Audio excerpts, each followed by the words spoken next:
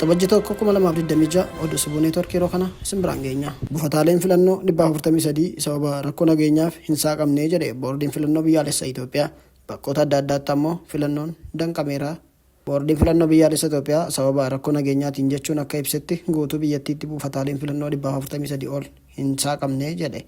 Naannoo Oromiyaa fi Amaaraatti ammoo adeemsi filannoo bakkoota adda addaatti adda cituus hime. Gabaasni garee filannoo Itoophiyaan Insider akka mul'isutti boordichi dhimma kana kan beeksise guyyaa har'aa jechuun waxabajjii tokko 2026 ganama filannoo waliigala Itoophiyaa marsaa 7ffaa ilaalchisee ibsa kenneen buufataaleen filannoo 50,188 sa'aatii qabameefitti hojii qabu kan ibsan dura ta'an boordii filannoo biyyaalessaa Itoophiyaa Meelaatwarq Haayiluuti. Buufataaleen filannoo 50,188 sa'aatii qabameefitti hojii jalqabu kan ibsan dura ta'an boordii filannoo biyyaalessaa Itoophiyaa Meelaatwarq Haayiluuti.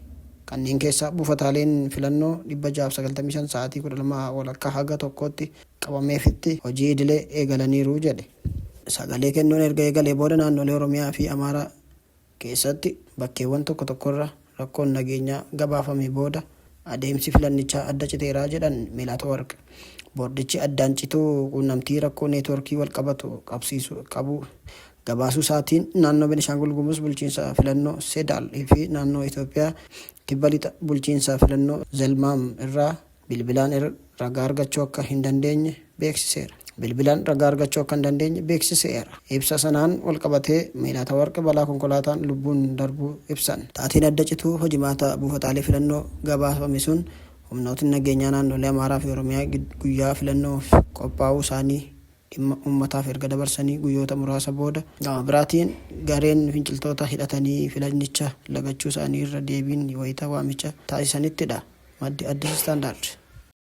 Oduu xumuraan lammiileen Keeniyaa bakka tursiisa Iboolaa Ameerikaan deeggaramu mormuun dhaga'ame. Karoorri ministeera fayyaa Keeniyaa lammiilee Ameerikaa Laikipiyaa keessatti bakka tursiisaa Iboolaa ijaaruuf qabu irratti muffii uummataa kaaseera. Jiraattonni naannootti dhibbootaan lakkaa'aman daandii irratti ba'uun mormii dhageessisaniiru kan jedhe Sputnik Afrikaadha.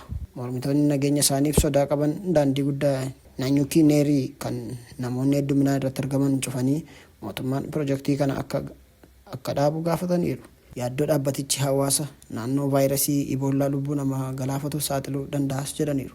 Manni murtii olaanaa Keeniyaa pirojekticha yeroof dhaabus ministeerri fayyaa biyyattii murtee mana murtii sanaa ol iyyannoo dhiyeessuuf karoorfachaa akka jiru ibseera.